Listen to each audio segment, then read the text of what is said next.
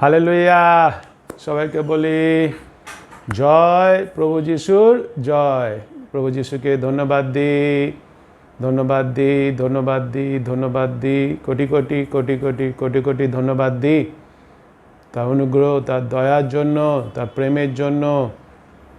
আমরা অক্টোবর মাসের 30 তারিখ শেষ শুক্রবার উপস্থিত হয়েছি।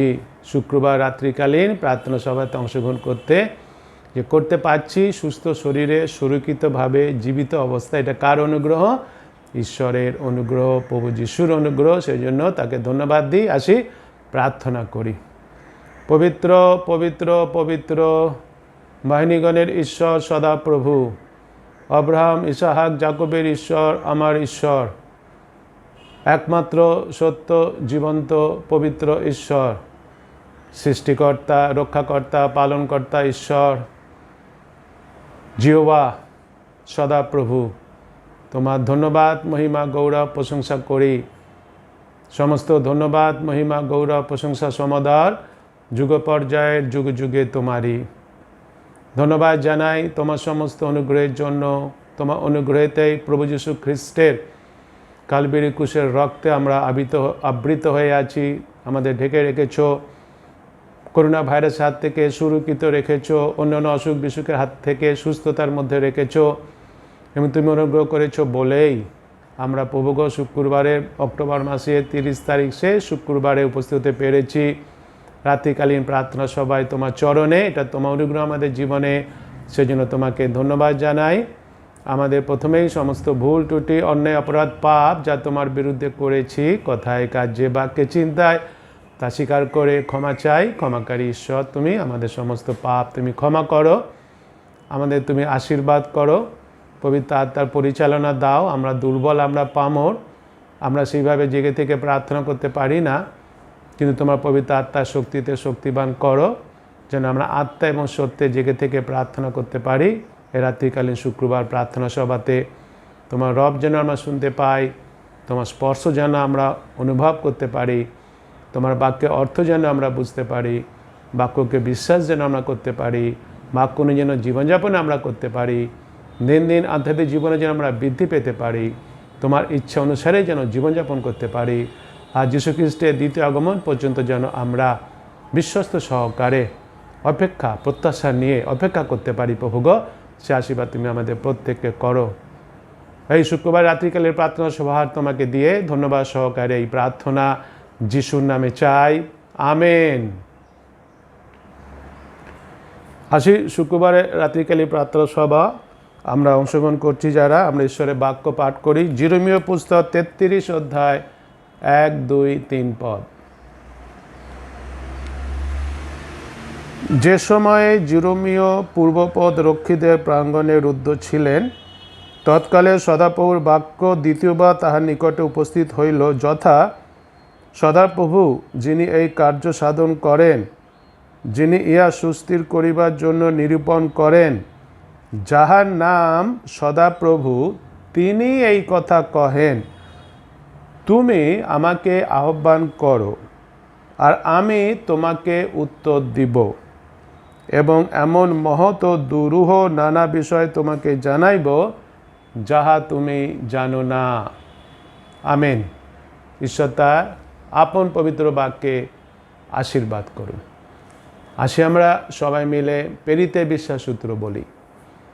আমি ঈশ্বরে বিশ্বাস করি, যিনি স্বর্গ ও পৃথিবীর সৃষ্টিকর্তা, সর্বশক্তিমান পিতা এবং তাহার একমাত্র পুত্র আমাদের প্রভু যীশু খ্রিস্টে, যিনি পবিত্র আত্মার দ্বারা গর্ভস্থ হইলেন, কুমারী মরিয়ম হইতে জন্মিলেন, পন্তীয় পিলাতের সময়ে দুঃখ ভোগ করিলেন, ক্রুশবিদ্ধ হইলেন, মরিলেন ও কবরস্থ হইলেন, তৃতীয় দিবসে মৃতদের হইতে পুনরায় উঠিলেন, স্বর্গে আরোহণ করিলেন এবং সর্বশক্তিমান পিতা ঈশ্বরের দক্ষিণ পার্শ্বে বসিয়া আছেন, তথা হইতে জীবিত ও মৃতদের বিচার করিতে আসিবেন।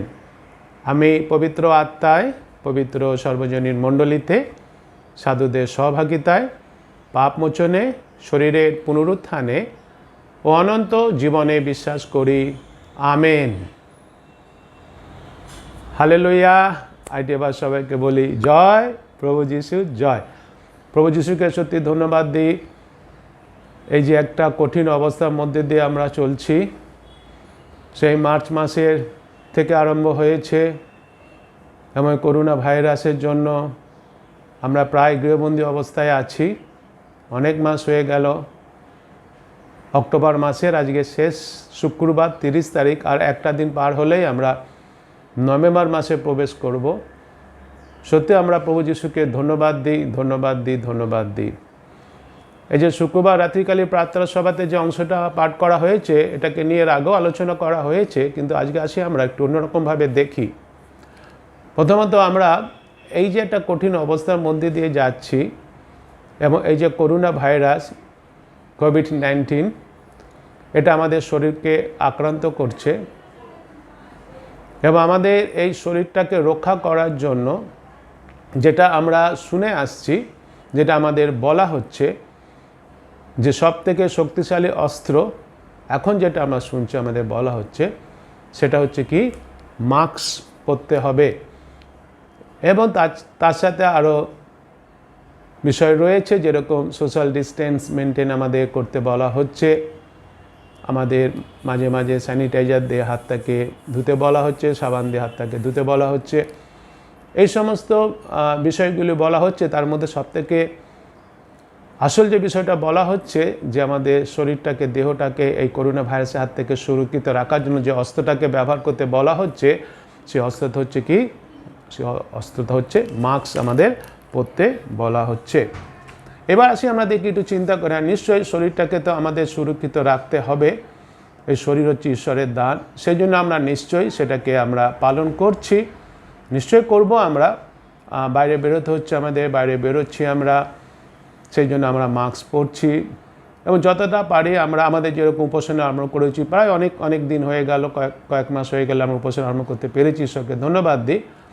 কিন্তু আমরা মাস্ক পরেই উপাসনা করছি, মাস্ক পরেই আমরা গান করছি, বাক্য প্রচার করছি এবং আমরা যতটা সম্ভব চেষ্টা করছি সোশ্যাল ডিস্টেন্স মেনটেন করতে, নিশ্চয়ই সেগুলো করছি। আমরা স্যানিটাইজার ব্যবহার করছি, আমরা সাবান জল দিয়ে হাত বারবার ধোয়ার চেষ্টা করছি, এগুলো আমরা করছি। শরীরটাকে আমরা সঠিক রাখার জন্য এই অস্ত্রগুলো আমরা ব্যবহার করছি। কিন্তু একটা কথা আমাদের মনে রাখি, আসি আমরা, আমাদের শরীরটা যেরকম নিশ্চয়ই গুরুত্বপূর্ণ বিষয়, তার থেকে কিন্তু আরও গুরুত্বপূর্ণ বিষয় হচ্ছে আমাদের আধ্যাত্মিক বিষয়টা, আধ্যাত্মিক জীবন যেটা, সেটা আরও গুরুত্বপূর্ণ বিষয়। এই আধ্যাত্মিক জীবনে কিন্তু আমাদের যুদ্ধ করতে হচ্ছে প্রত্যেক দিন। আধ্যাত্মিক জীবনে আমরা যুদ্ধ করছি।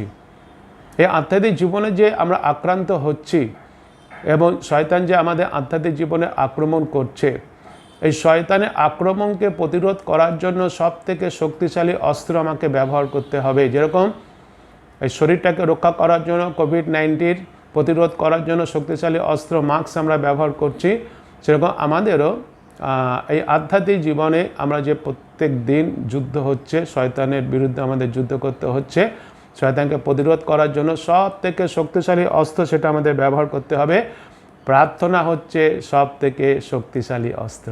Amen, amen. হ্যাঁ, সেটাই আজকের আমরা ঈশ্বরের বাক্যে আমরা দেখতে পাচ্ছি যে প্রার্থনা হচ্ছে আমাদের জীবনে সবথেকে শক্তিশালী অস্ত্র, আমাদের আধ্যাত্মিক জীবনে যুদ্ধে জয়ী হওয়ার জন্য, শয়তানের আক্রমণকে প্রতিরোধ করার জন্য।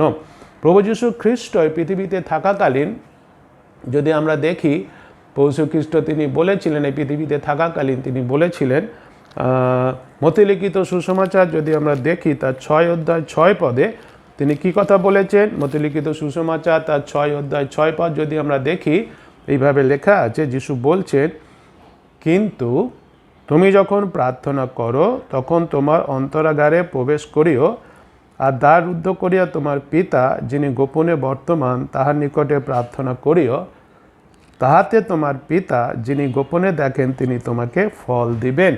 এখানে আমরা দেখতে পাচ্ছি অন্তরাগারে প্রবেশের কথা বলা হচ্ছে।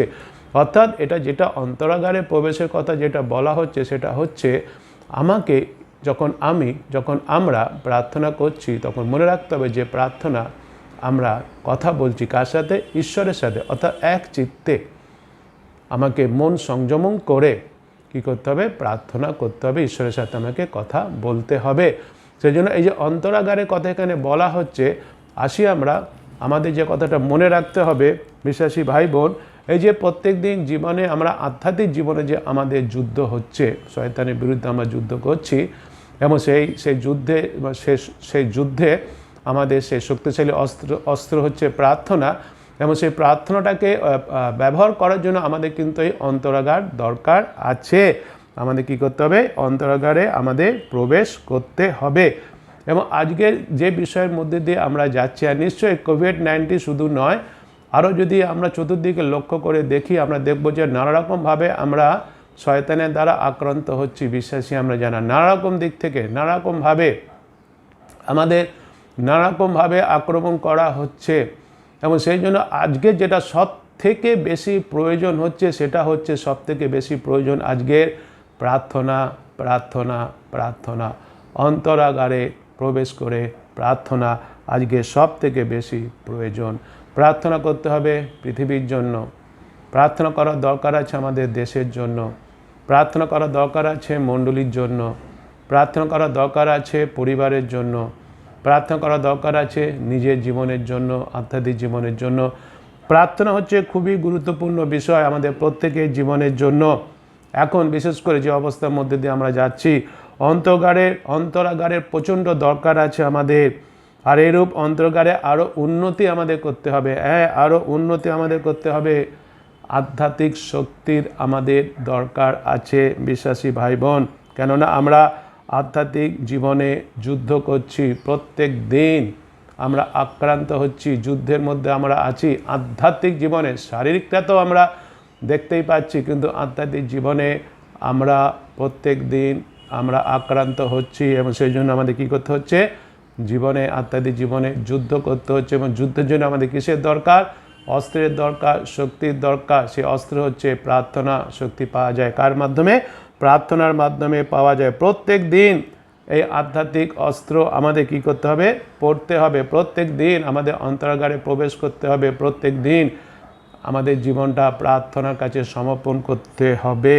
প্রত্যেকটা বিশ্বাসীর দরকার এটা, প্রত্যেকটা ব্যক্তিগতভাবে প্রত্যেকটা বিশ্বাসীর দরকার এই অন্তরাগারে, যেখানে আমাদের প্রত্যেক দিন প্রবেশ করার দরকার আছে। প্রত্যেক দিন আমাদের প্রবেশ করতে হবে, ও সব রকমের যত রকমের প্রার্থনা আমাদের কী করতে হবে? সেই প্রার্থনা ঈশ্বরের কাছে তুলে ধরতে হবে। কেননা যে কথাটা আমরা শুনছি বারবার, এই প্রার্থনাই হচ্ছে কেবলমাত্র, প্রার্থনাই হচ্ছে আমাদের সব থেকে কার্যকারী অস্ত্র। সব থেকে কার্যকারী অস্ত্র হচ্ছে কি? প্রার্থনা। যা কিছু আছে, যা কিছু করছি, তার মধ্যে সব থেকে কার্যকারী অস্ত্র হচ্ছে কি? এই প্রার্থনা। এই যে আমরা পড়েছি জিরোমীয় তার 33 অধ্যায় 3 পদে, এই যে প্রার্থনা করার কথা বলা হচ্ছে, 3 পদে বলছে তুমি আমাকে আহ্বান করো। আহ্বান করো মানে কি? প্রার্থনা করো। কিন্তু একটা বিষয় আমাদের নিজেদের প্রত্যেকের জীবন অভিজ্ঞতা আছে, আমরা সেটা বুঝতে পেরেছি, প্রার্থনা করাটা কিন্তু খুব একটা সহজ বিষয় নয়। প্রার্থনা করাটা সহজ বিষয় নয়। সহজ বিষয় মনে হলেও কিন্তু সহজ বিষয় নয়। নানা বাধা আছে, নানা রকমভাবে বাধার সম্মুখীন আমাদের হতে হয় যখনই আমরা প্রার্থনা করব বলে মনস্থ করি। বিশেষ করে অন্তরাগারে প্রবেশ করে প্রার্থনা করাটা খুবই কঠিন বিষয় হয়, সহজ বিষয় হয় না। তেমন সেই জন্য আমাদের একটা বিষয় মনে রাখতে হবে, যদি আমার মনে ইচ্ছা থাকে ঈশ্বরের বাক্যের বাধ্য হব। ঈশ্বর যখন বলেছেন আমাকে আহ্বান করো, তা প্রার্থনা করো, আমি প্রার্থনা করব। যখন আমরা কি করি? এই ঈশ্বরের বাক্যের বাধ্য হয়ে যখন অন্তরাগারে প্রবেশ করি প্রার্থনা করার জন্য, তখন কি হয়? এই প্রার্থনা করার জন্য, আমি তো বলছিলাম না, প্রার্থনা করা অত সহজ বিষয় হয় না। প্রার্থনা করার জন্য আমাদের আগুনের দরকার আছে, উত্তপ্ত হওয়ার দরকার আছে। এবং যখন আমরা সত্যি করে অন্তরাগারে প্রবেশ করি প্রার্থনা করব ঈশ্বরের বাক্যের বাধ্য হয়ে, আমাদের পৃথিবীর জন্য প্রার্থনা করার জন্য, দেশের জন্য প্রার্থনা করব, মণ্ডলীর জন্য প্রার্থনা করব, পরিবারের জন্য, নিজের জন্য, এই সমস্ত বিষয় নিয়ে যখন প্রার্থনা করার জন্য উপস্থিত হই অন্তরাগারে ঈশ্বরের সম্মুখে, তখন আমরা জানি আমাদের সেই পবিত্র আত্মা কী করে? আমাদের পবিত্র আত্মা আগুনের মতো আমাদের উত্তপ্ত করে। কেননা আমাদের সেই উত্তপ্ত না হলে আমরা এইভাবে প্রার্থনা করে যেতে পারি না। কিন্তু পবিত্র আত্মা আমাদের দেওয়া হয়েছে, এবং পবিত্র আত্মা আমাদের কী করে? পবিত্র আত্মা আগুনের মতো আমাদের উত্তপ্ত করে, সাহায্য করে যেন আমরা কী করে যেতে পারি? আমরা যেন প্রার্থনা করে যেতে পারি। এই যে জিরোমীয় 33 অধ্যায় 3 পদ, এটা যেটা আমরা পড়লাম এখানে, এটাকে আমরা বলতে পারি যে ঈশ্বরের ফোন নাম্বার। এই নাম্বারে ফোন করে ঈশ্বরের সাথে কী বলা যায়? ঈশ্বরের সাথে কথা বলা যায়। ঈশ্বরের বাক্যে যেসব প্রার্থনার প্রতিশ্রুতি আছে, যে প্রার্থনা করলে তার প্রার্থনার ফল কি পাবো, তার যে প্রতিশ্রুতি আছে ঈশ্বরের বাক্যে নানা জায়গাতে আছে। তার মধ্যে যদি আমরা দেখি এই যে জিরোমীয় তার 33:3 এটা হচ্ছে সব থেকে বড় প্রতিশ্রুতি। ঈশ্বরের সব থেকে বড় প্রতিশ্রুতি হচ্ছে এই জিরোমীয় 33:3 যে প্রার্থনার উত্তর তিনি যে দেবেন, প্রতিশ্রুতি তার বড় সব থেকে প্রতিশ্রুতি উদাহরণ হচ্ছে এই বাক্যটা আজকে যেটা আমরা পড়েছি। আজকের বাক্য যেটা আমরা পড়েছি জিরোমীয় 33:3 এই বাক্যটা যদি আমরা দেখি, এই বাক্যটা কাকে বলা হয়েছিল, এই ঈশ্বর কাকে বলেছিলেন তুমি আমাকে আহ্বান করো, এই বাক্যটা বলেছিলেন জিরোমীয়কে, যদিও কিন্তু নিশ্চয়ই আজকে আমাদের সবাইকে, সব বিশ্বাসীদের বলা হচ্ছে একই কথা, কিন্তু তিনি বলেছিলেন কাকে, জিরোমীয়কে এই বাক্যটা তিনি দিয়েছিলেন। এবং জিরোমীয় কে ছিলেন? জিরোমীয় ছিলেন একজন ভাববাদী, ঈশ্বরের ভাববাদী। পুরাতন নিয়মে যদি আমরা দেখি যে রাজাদেরও ভাববাদী ছিল, তারা সেই ভাববাদীরা রাজাদের দ্বারা মনোনীত হতো, রাজা তাদের পয়সা দিত এবং তারা রাজাদের কথা বলতো। কিন্তু ঈশ্বরের ভাববাদীরাও ছিল, তাদের মধ্যে একজন হচ্ছে জিরোমীয়। এবং জিরোমীয় কী পেয়েছিল? ঈশ্বরের কাছ থেকে ভাববাণী বলার জন্য কাজের দায়িত্ব পেয়েছিল। এবং জিরোমীয় তিনি কী করেছিলেন? তিনি বিশ্বস্ত সহকারে তার সে দায়িত্ব পালন করেছিলেন। তিনি কী করেছিলেন? সে ঈশ্বরের ভাববাণী তিনি প্রচার করেছিলেন, যেটা তিনি প্রচার করতে বলেছিলেন জিরোমীয়কে। অর্থাৎ তিনি তার কার্যক্ষেত্রে তিনি কী ছিলেন? তার যে দায়িত্ব তাকে দেওয়া হয়েছিল, রেসপন্সিবিলিটি তিনি যেটা পেয়েছিলেন ঈশ্বরের কাছ থেকে, সেটা তিনি বিশ্বস্ত সহকারে পালন করেছিলেন। আমাদেরও মনে রাখতে হবে আজকে আমরাও ঈশ্বরের কাছ থেকে দায়িত্ব পেয়েছি, এবং তার মধ্যে একটি বিশেষ দায়িত্ব যীশু খ্রিস্ট আমাদের বলেছেন, জেগে থাকো, প্রার্থনা করো। এটাও আমাদের কী করতে হবে? ঈশ্বরের আজ্ঞা, এটা আমাদের কী করতে হবে? পালন করতে হবে। এবং এই যে বাক্য ঈশ্বর সে জিরোমীয়কে দিয়েছিলেন, এই বাক্য ঈশ্বর জিরোমীয়ের কাছে কখন দিয়েছিলেন? আমরা পড়েছি 33 এই 1 পদে বলছে, যে সময় জিরোমীয় পূর্বপদ রক্ষীদের প্রাঙ্গণে রুদ্ধ ছিলেন, তৎকালে সদাপ্রভুর বাক্য দ্বিতীয়বার, এখানে লেখা আছে অভিযোগ। প্রথমবার কখন এসেছিল? যদি আমরা দেখি 32 যদি আমরা দেখি 1-2 পদ, 32 1-2 পদে যদি আমরা দেখি লেখা আছে, জিহুদা রাজ সিদিকি এর 10ম বৎসরে, অর্থাৎ নবুকদনেছরের 18 বৎসরে সদাপ্রভু হইতে যে বাক্য জিরোমীয় নিকটে উপস্থিত হইল, এটা প্রথম উপস্থিত হলো তার বৃত্তান্ত। তারপরে 2 পদে বলছে, সেই সময় ব্যাবেলি রাজের সৈন্য সামন্ত জেরুজালেম অবরোধ করিতেছিল এবং জিরোমীয় ভাববাদী জিহুদা রাজবাটিস্থ রক্ষীদের প্রাঙ্গণে বদ্ধ ছিলেন। অর্থাৎ দেখতে পাচ্ছি এখানে সেই 32 1-2 পদে দেখলাম, সেখানে প্রথমবার এসেছিল, তখন তিনি বদ্ধ ছিলেন। এই 33 দেখতে পাচ্ছি তিনি সেখানে বন্দী অবস্থায় ছিলেন। তিনি বন্দী অবস্থায় কেন ছিলেন? বন্দী অবস্থায় এই জন্য ছিলেন, তিনি যেহেতু ঈশ্বরের কাছ থেকে যে ভাববাণী পেয়েছিলেন প্রচার করার জন্য, তিনি বিশ্বস্ত সহকারে সেই ভাববাণী তিনি প্রচার করেছিলেন বলে তাকে কি করা হয়েছিল? তাকে বন্দি করে রাখা হয়েছিল। এবং সেই সময় কি এসেছিল? সেই সময় ঈশ্বরের বাক্য তার কাছে এসেছিল, সে বাক্য ঈশ্বর তাকে বলেছিলেন। এবং আজকে যে আমরা এই অংশটা পাঠ করেছি, আজকে আমরা এই বাক্যের মাধ্যমে আমাদের ঈশ্বর কি শিক্ষা দিচ্ছেন, সেই শিক্ষাটা হচ্ছেন বারবার যেটা আমরা আলোচনা করেছি, মেন বিষয় যেটা আলোচনা করার, যে প্রার্থনা হচ্ছে সবথেকে শক্তিশালী অস্ত্র যে কোনো আধ্যাত্মিক যুদ্ধে জয়ী হওয়ার জন্য। যে কোনো আধ্যাত্মিক যুদ্ধে জয়ী হওয়ার জন্য সব থেকে শক্তিশালী অস্ত্র হচ্ছে কি? প্রার্থনা, প্রার্থনা, প্রার্থনা। প্রার্থনা করতে পারে না এমন কোনো কিছু নাই।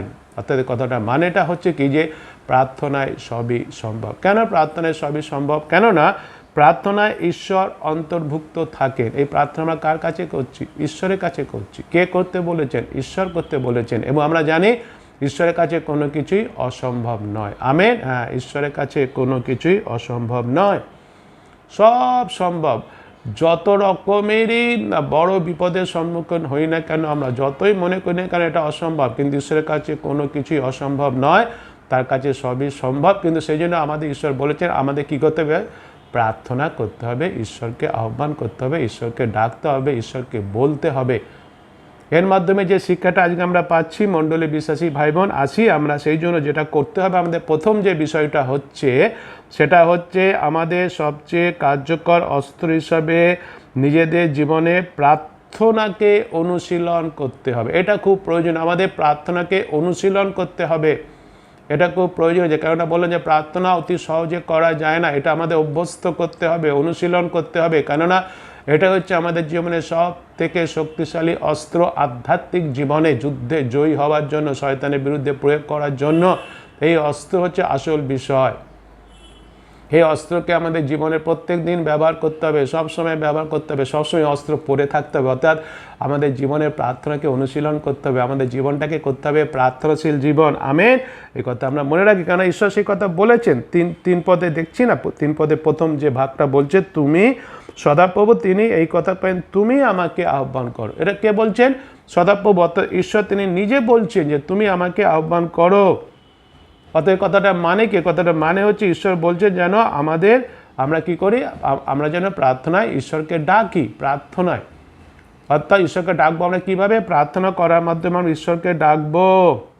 এবং আমাদের কি করতে হবে? যে এইটাই হচ্ছে আমাদের জীবনে প্রত্যেক দিন প্রভুর মুখোমুখি হওয়া ও তার সাক্ষাৎ করার পথ। হ্যাঁ, প্রভুর মুখোমুখি আমাদের হতে হবে, ঈশ্বরের মুখোমুখি আমাদের হতে হবে, তার সাথে সাক্ষাৎ আমাদের করতে হবে। কিভাবে আমরা তার মুখোমুখি হব? কিভাবে আমরা তার সাক্ষাৎ করব? আমরা কি চাই না ঈশ্বরের মুখোমুখি হতে? আমরা কি চাই না ঈশ্বরের সাথে সাক্ষাৎ করতে? নিশ্চয় আমরা চাইবো। আমরা তার সন্তান কি চাইবে না পিতার মুখোমুখি হতে, পিতার সাথে সাক্ষাৎ করতে? নিশ্চয়ই সন্তান হিসেবে আমরা চাই পিতার সাথে সাক্ষাৎ করতে, পিতার মুখোমুখি হতে। কিন্তু সেই পিতার সাথে সাক্ষাৎ করা, পিতার মুখোমুখি হওয়ার একটি মাত্র উপায় হচ্ছে, সেটা কি? প্রত্যেক দিন। সেটা হচ্ছে কি? এই প্রার্থনা করা। প্রার্থনা অনুশীলন আমরা করি আসি। আমরা যখনই প্রার্থনা করছি তখনই আমরা কার সম্মুখে এসে উপস্থিত হচ্ছি? ঈশ্বরের সম্মুখে, তার সাথে সাক্ষাৎ করছি, তার সাথে আমরা কি করছি? তার সাথে আমরা মুখোমুখি হচ্ছি। শয়তান কি করে? শয়তানের কথা যদি আমাদের বুঝতে হয়, আমাদের ভালো করে বুঝতে হবে যে শয়তান কি করে। ঈশ্বরের লোকেদের কাছে শয়তান সে তার কি করে? মূল কৌশলটা ব্যবহার করে। তার মূল কৌশল কিভাবে ঈশ্বরের সন্তানকে ঈশ্বরের কাছ থেকে দূরে সরিয়ে রাখবে, তার যে মূল কৌশল শয়তানের একটা আছে, সেটা সে ব্যবহার করে ঈশ্বরের সন্তানদের কাছে। কিভাবে সেটাকে ব্যবহার করে? সে কি করে? ফিসফিস করে বলে। শয়তান সবসময় ফিসফিস করে কথা বলে। তো যারা ফিসফিস করে কথা বলে আমাদের একটু সতর্ক থাকতে হবে। শয়তান কি করে? ফিসফিস করে বলে। কি কথা বলে? ফিসফিস করে, এই আহ্বান করো না, অত ঈশ্বরকে ডেকো না, প্রার্থনা করো না, করার দরকার নেই, আহ্বান করার কোনো দরকার নেই, জিজ্ঞাসা করার কোনো দরকার নেই, জিজ্ঞাসা করো না, এই সমস্ত ফিসফিস করে বলে। আরও কি বলে? তোমার জীবনে মহান কাজ করার জন্য ঈশ্বর উপরে নির্ভর করতে হবে না। হ্যাঁ, তুমি যে মহান কাজ করবে নিশ্চয়ই, সেই জন্য ঈশ্বর উপরে তোমাকে নির্ভর করতে হবে না। এবং তার পরিবর্তে ফিসফিস করে কী বলে? তুমি যদি নিজের চালাকি ও শক্তির উপরে নির্ভর করো তবে তুমি উন্নতি করবে। হ্যাঁ, শয়তান এই কথাগুলো ফিসফিস করে সব সময় ঈশ্বরের সন্তান আমরা, আমাদের কাছে সবসময় কী করছে? শয়তান এই কথাগুলো আমাদের বলছে, তাই না? বলছে না? হ্যাঁ, যখনই দেখবো আমরা প্রার্থনা করবার জন্য মনটা স্থির করছি, সকলেই ফিসফিস করে কে যেন বলছে, এই প্রার্থনা করো না, আহ্বান করো না, জিজ্ঞাসা করো না, এই তোমার উন্নতির জন্য ঈশ্বরের উপরে নির্ভর করার কোনো দরকার নেই। আরে তো জগতে মানুষরা দেখো না উন্নতি করছে, তারা এই দেখো না, একে দেখো না, ওকে দেখো না, এরা কি ঈশ্বরকে ডাকে? এরা কি প্রার্থনা করে? এরা তো প্রার্থনা করে, ঈশ্বরকে ডাকে না।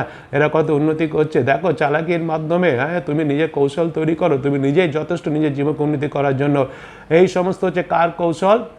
শয়তানের কৌশল। ঈশ্বরের সন্তান আমরা, আমাদের জন্য এই কৌশল কী করেছে?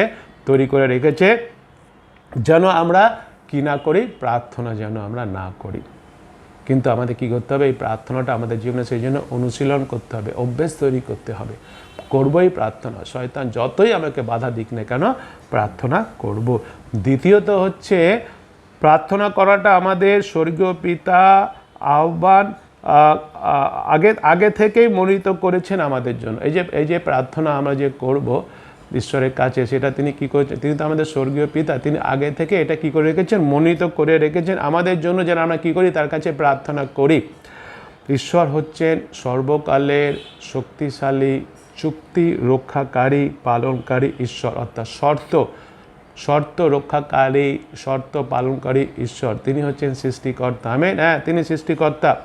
এই যে নূতন নিয়ম আমরা প্রবেশ করেছি, নূতন নিয়মে আমরা কি দেখি? নূতন নিয়ম অনুসারে ঈশ্বরের যে শর্ত, সেই ঈশ্বরের শর্তটা কি? ঈশ্বরের শর্তটা হচ্ছে আমরা যিশুর মাধ্যমে আমাদের সমস্ত প্রার্থনা ঈশ্বরের কাছে তুলে ধরতে পারি। আমেন। হ্যাঁ, কার মাধ্যমে? যিশুর মাধ্যমে আমরা আমাদের সমস্ত প্রার্থনা কার কাছে তুলে ধরতে পারি? ঈশ্বরের কাছে আমরা তুলে ধরতে পারি। এটা হচ্ছে ঈশ্বরের সেই শর্ত নূতন নিয়ম অনুসারে। এমন তিনি কি করে? ঈশ্বর হচ্ছে শর্ত পালনকারী ঈশ্বর। তার শর্ত অনুযায়ী যখন আমরা যিশুর মাধ্যমে আমাদের সমস্ত প্রার্থনা ঈশ্বরের কাছে তুলে ধরবো, তিনি কী করবেন? সেই প্রার্থনা তিনি শুনবেন। তিনি বলেছেন আমাকে ডাকো, এই যে বলছেন আমাকে ডাকো, কে বলেছেন কথাটা? স্বয়ং ঈশ্বর বলেছেন। এই যে আমাকে ডাকো এইসব কথা এটা বলেছে, এটা হচ্ছে ঈশ্বরের একটা আদেশ, এটা অপশন নয়। ডাকলে হলো, না ডাকলে হলো, ঠিক আছে, তোমার যখন মন চাইবে তখন ডাকবে, মন না চাইলে ডেকো না, কিছু করার নেই, কিছু করবো না আমি। না, এই শয়তান কিন্তু ফিসফিস করে কথাগুলো বলবে, এই ডাকা ইচ্ছে হলে ডাকবি, না ডাকার ইচ্ছে হলে ডাকবি না, কোনো ব্যাপার না, ও ঈশ্বর ওসব কিছু মনে করে না। না, ঈশ্বরের আদেশ এটা, এটা কোনো অপশন নয় যে ডাকলে হবে না ডাকলে হবে, এটা কোনো অপশন নয়, কিংবা এটা কোনো পরামর্শ বা এটা কোনো অনুরোধ নয়। এই পরামর্শ দেওয়া হচ্ছে, আমাকে ডাকলে না ভালো হবে, আমাকে ডাকো, কিংবা তোমাকে আচ্ছা ঠিক আছে একটা পরামর্শ দিচ্ছে, আমাকে ডাকো, দেখো কি করা যায়। না, এটা কোনো পরামর্শ নয়, এটা কোনো অনুরোধও নয়, এটা হচ্ছে কি ঈশ্বরের আদেশ। স্বর্গীয় পিতা আমাদের জন্য অপেক্ষা করছেন, আর প্রার্থনা করার মাধ্যমে আমরা আমাদের আনুগত্য প্রেম ঈশ্বরের প্রতি তারই প্রদর্শন করে থাকি। হ্যাঁ, স্বর্গস্থ পিতা যখন বলেছেন আমাকে আহ্বান করো, তিনি অপেক্ষা করছেন আমাদের জন্য, আমার জন্য অপেক্ষা করছেন। এবং যখন আমি কি করছি, তার বাক্য অনুসারে আমি তাকে আহ্বান করছি, অর্থাৎ প্রার্থনা করছি, এর মাধ্যমে কি প্রদর্শন করছি? এর মাধ্যমে এটাই প্রদর্শন করছি যে আমি তার প্রতি কী আছি? আনুগত্য তার প্রতি আছি, আমার তার প্রতি কী আছে? প্রেম আছে।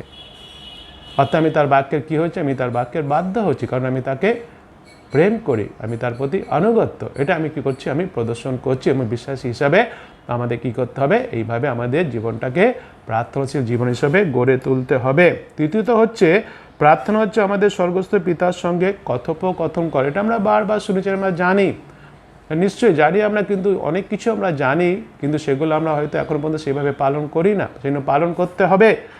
আমাকে ঈশ্বর বলছে আমাকে আহ্বান করো, এটা কে বলছে? স্বয়ং ঈশ্বর বলছে। এটা হচ্ছে ঈশ্বরের হৃদয়ের অনুভূতি। হ্যাঁ, এটা হচ্ছে ঈশ্বরের হৃদয় অনুভূতি, আমাদের সাথে কথোপকথন করার। তিনি আমাদের সাথে কথোপকথন করতে চান। তিনি আমাদের পিতা, আমরা তার সন্তান, তিনি আমাদের সৃষ্টি করেছেন, তিনি আমাদের সৃষ্টিকর্তা। আমরা যখন প্রার্থনা করি, প্রার্থনা করার সময় আমরা কোনো বস্তুর সাথে কথা বলি না, আমরা মহাবিশ্বের সৃষ্টিকর্তা ঈশ্বরের সঙ্গে ব্যক্তিগতভাবে কি করে থাকি? কথা বলে থাকি। আমেন। হ্যাঁ, এই যে বিশ্ব সৃষ্টি করেছেন মহাশক্তিশালী ঈশ্বর, আমরা প্রার্থনা যখন করছি ব্যক্তিগতভাবে তার সাথে আমরা কথা বলছি, কারণ সেটা হচ্ছে তার মনের অনুভূতি। তিনিই বলেছেন যেন আমি তার সাথে কথা বলি, আমরা তার সাথে কথা বলি। এবং সেটা কিসের মাধ্যমে বলে থাকি? এই প্রার্থনার মাধ্যমে আমরা বলে থাকি। এবং চতুর্থত হচ্ছে প্রার্থনা আমাদের স্বর্গীয় পিতার সঙ্গে সংযুক্ত করে। খুব গুরুত্বপূর্ণ বিষয়, আমাদের প্রত্যেকদিন আমাদের সংযুক্ত থাকতে হবে। কার সাথে?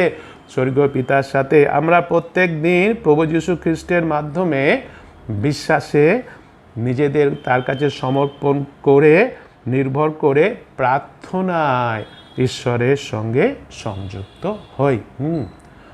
যিশুর মাধ্যমে নিশ্চয় আমাকে কী করতে হবে? যিশুকে বিশ্বাস করতে হবে, সম্পূর্ণভাবে তার কাছে নিজেকে সমর্পণ করতে হবে, তার উপরে নির্ভর করতে হবে। এবং প্রার্থনা যখন করছি তখনই আমরা কার সাথে সংযুক্ত হচ্ছি? আমরা ঈশ্বরের সাথে সংযুক্ত হচ্ছি, ঈশ্বরের সাথে সম্মিলিত হয়েছি আমরা যিশুর মাধ্যমে। কিন্তু তার সাথে তো আমাকে কি করতে হবে? আমাকে প্রত্যেক দিন তো সাক্ষাৎ করতে হবে, সম্পর্ক রাখতে হবে, সংযুক্ত হতে হবে। সেটা কিসের মাধ্যমে হয়ে থাকে? এই প্রার্থনার মাধ্যমে হয়ে থাকি। কার মাধ্যমে সেই প্রার্থনা উৎসর্গ করতে হয়? যিশুর মাধ্যমে। যিশুকে বিশ্বাস করতে হবে, তার উপরে নির্ভর করতে হবে, নিজেদের জীবনটাকে সম্পূর্ণ তার কাছে কী করি? আমরা সমর্পণ করি। পঞ্চমত হচ্ছে প্রার্থনা যে আমাদের সবথেকে কার্যকারী অস্ত্র, তা আমরা অভিজ্ঞতা লাভ করি। হ্যাঁ, নিশ্চয়ই সব থেকে প্রার্থনা হচ্ছে আমাদের শক্তিশালী অস্ত্র। সে অভিজ্ঞতা আমাদের জীবনে আছে, সে অভিজ্ঞতা আমরা লাভ করেছি, আমরা লাভ করব নিশ্চয়ই। প্রার্থনা করলে ঈশ্বরের প্রতিশ্রুতি, তিনি প্রতিশ্রুতি দিয়েছেন, সব থেকে শ্রেষ্ঠ প্রতিশ্রুতি এই বাক্যেই আছে। সে আমার 33 অধ্যায়, জেরেমিয়া 33 অধ্যায় 3 পদে দ্বিতীয় ভাগে কি দেখতে পাচ্ছি আমরা? সেখানে বলেছেন, আর আমি তোমাকে উত্তর দেব, আমি তোমাকে উত্তর দেব। এই কথাটা কে বলছেন? স্বয়ং ঈশ্বর বলেন। কার প্রতিশ্রুতি? ঈশ্বরের প্রতিশ্রুতি, ঈশ্বরের প্রতিজ্ঞা। তিনি কি করবেন? যখনই আমরা তার কাছে প্রার্থনা করব, তাকে ডাকবো, তিনি কি করবেন? তিনি আমাদের পিতা, তিনি আমাদের আব্বা, তিনি আমাদের ভালোবাসেন, আমাদের জন্য চিন্তা করেন, তিনি আমাদের যত্ন নিচ্ছেন। তিনি কি করবেন? তিনি আমাকে উত্তর দেবেনই দেবেন। এটাই হচ্ছে ঈশ্বরের প্রতিশ্রুতি। কিন্তু কখন তিনি উত্তর দেবেন? যখন আমরা তার কাছে কি করব? প্রার্থনা করব। সেই জন্য আমাদের জীবনে নানা রকমের সমস্যা আছে, সেগুলোকে নিয়ে তো আমরা প্রার্থনা করছি, নিশ্চয় করব। আধ্যাত্মিক জীবনে যে যুদ্ধ হচ্ছে আমাদের প্রত্যেকটা মুহূর্তে, শয়তান চাইছে ফিসফিস ফিসফিস করে আমাদের কানের মন্ত্র ঢুকিয়ে দিচ্ছে, ভুল মন্ত্র ঢুকিয়ে দিচ্ছে, কিভাবে আমাদের ঈশ্বরের কাছ থেকে দূরে নিয়ে যাবে, কিভাবে আমাদের যিশুর কাছ থেকে দূরে নিয়ে যাবে, কিভাবে আমাদের চুরি করবে, আমাদের বধ করবে, আবার কিভাবে আমাদের বন্দি করে ফেলবে। মণ্ডলী বিশ্বাসী ভাই বোন, সব সময় ফিসফিস ফিসফিস করে আমাদের ভুল পথে পরিচালনা করছে, ভুল মন্ত্রণা আমাদের কানে ঢুকিয়ে দিচ্ছে। এবং সেই জন্য আমাদের কী করতে হবে? আরও বেশি করে আমাদের এগিয়ে আসতে হবে, সেই অস্ত্রকে ব্যবহার করতে হবে শয়তানকে পরাস্ত করার জন্য, যেন শয়তান আমাদের সেই আধ্যাত্মিক জীবনে কোনো রকমভাবে যেন আঘাত করতে না পারে, আমাদের আধ্যাত্মিক জীবনটাকে কখনো যেন নষ্ট করে দিতে না পারে শয়তান। চেষ্টা করলেও আমরা কী করবো? সেই শয়তানকে প্রতিরোধ করব। সেই প্রতিরোধ করব কিসের মাধ্যমে? অস্ত্রের মাধ্যমে। কি অস্ত্র ব্যবহার করব? প্রার্থনা। এই প্রার্থনা আমাদের জীবনে কী করতে হবে? অনুশীলন করতে হবে। এবং আরও অনেক রকম বিষয় নিয়ে আমরা প্রার্থনা করছি, আমরা নিশ্চয় করব। নানা রকম সমস্যা আছে, অভাব আছে, অসুখ আছে, কষ্ট আছে, দুঃখ আছে, ব্যথা আছে, শারীরিক বিষয় আছে, এগুলো তো রয়েছে। এগুলো তিনি প্রার্থনা করলে সব সমস্যার সমাধান ঈশ্বরই করবে। তিনি জানি কীভাবে সমস্যার সমাধান করতে হবে। কিন্তু আসল যে বিষয়টা হচ্ছে আমাদের আধ্যাত্মিক জীবনটা, এইটাকে আমাদের সুরক্ষিত রাখতে হবে।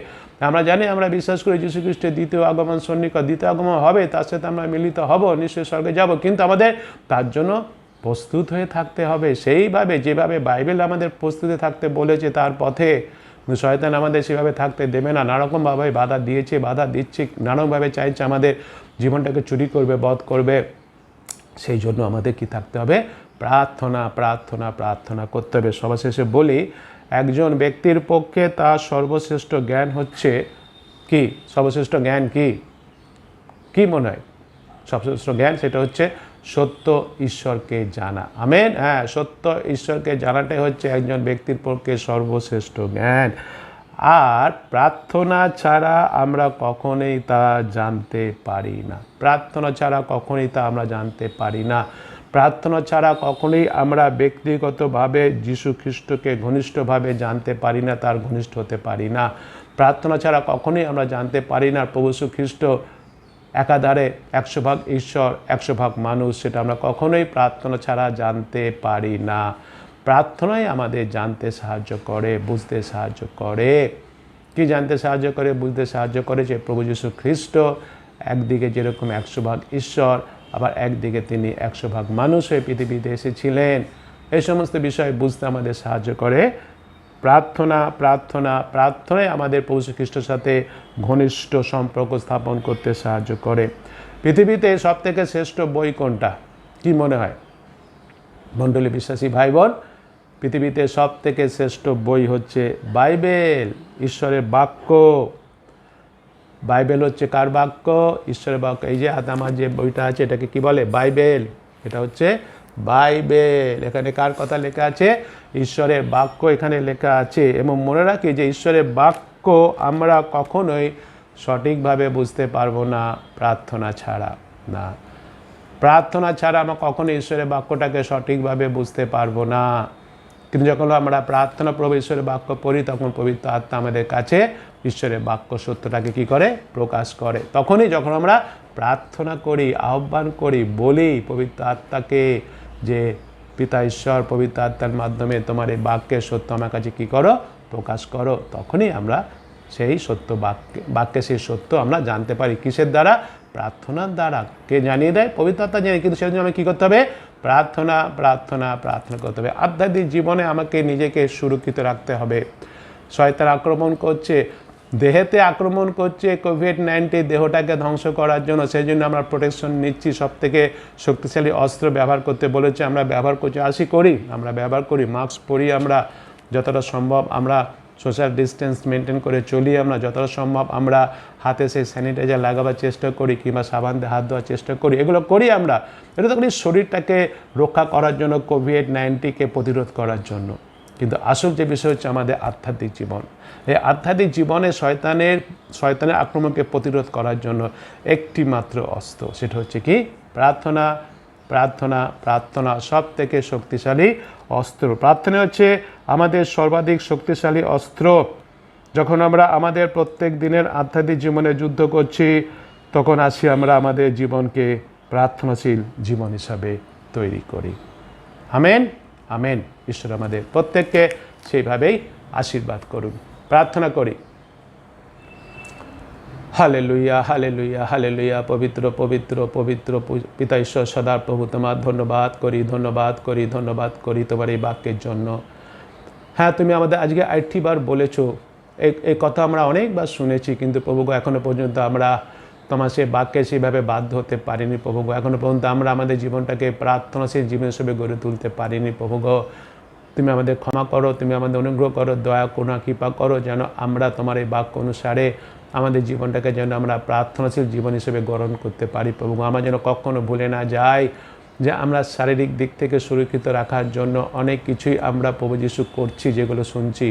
নিশ্চয়ই শরীরটাকে সুস্থ রাখতে হবে, শরীরটাকে বাঁচিয়ে রাখতে হবে কোভিড-19 হাত থেকে কিংবা অন্য অসুখ বিসুখের হাত থেকে, এবং সেই জন্য যা কিছু করণীয় আমরা করছি। কিন্তু তার থেকে আরও বড় বিষয় হচ্ছে আমাদের সেই আধ্যাত্মিক জীবন প্রভু। আধ্যাত্মিক জীবনের প্রত্যেকটা মুহূর্তে শয়তান আমাদের আক্রমণ করছে এবং শয়তানের সেই সাথে আমাদের যুদ্ধ হচ্ছে। সে আমাদের আধ্যাত্মিক জীবনে প্রভু, সে আধ্যাত্মিক জীবনে আমাদের জয়ী হওয়ার জন্য একটি মাত্র শক্তিশালী অস্ত্র হচ্ছে সেই প্রার্থনা। সে কথা তুমি আমাদের বলেছো এবং তুমি প্রতিশ্রুতি দিয়েছো, তোমার কাছে প্রার্থনা করলে তুমি উত্তর দেবে। অনেক বিষয় তুমি আমাদের জানাবে, দূর বিষয় তুমি আমাদের জানাবে, যা কিছু আমরা জানি না প্রভু। তুমি আমাদের সাহায্য করো যেন এইভাবে আমরা তোমার বাক্যে যেন বাধ্য হতে পারি, যেন আমরা অন্তরাগারে প্রবেশ করে যেন প্রার্থনা করতে পারি। আমাদের মণ্ডলীর প্রত্যেকটা বিশ্বাসী ভাই বোন, আমাদের জীবন তুমি প্রার্থনাশীল জীবন হিসেবে গড়ে তোলো। সেই পবিত্র আত্মার আগুনে তুমি আমাদের উত্তপ্ত করো, যেন আমরা প্রার্থনায় যেন উত্তপ্ত হতে পারি প্রভু। সে অনুগ্রহ দয়া করুণা কৃপা করো। সকল ধন্যবাদ, মহিমা, গৌরব, প্রশংসা তোমাকে দিয়ে ধন্যবাদ সহকারে এই প্রার্থনা যিশুর নামে চাই, আমেন। মণ্ডলী বিষয় ভাই বোন, এখন আসি আমরা প্রার্থনা করব শুক্রবার রাত্রে গেলে প্রার্থনা সভাতে। সেটা আমরা ভয়েস রেকর্ডিং করে পাঠাচ্ছি একটা পর একটা, প্রথম থেকে শেষ পর্যন্ত আসি আমরা সমস্ত প্রার্থনা অংশগ্রহণ করি, প্রার্থনাশীল জীবনযাপন করি, আধ্যাত্মিক জীবনে পরিপক্ক হই এবং শয়তানের সে আক্রমণকে প্রতিরোধ করি এবং প্রত্যেক দিন আসি আমাদের জীবনটাকে এই প্রার্থনাশীল জীবন করি, অনুশীলন করি প্রার্থনা করার জন্য। আমেন, হালেলুয়া, জয় যিশু।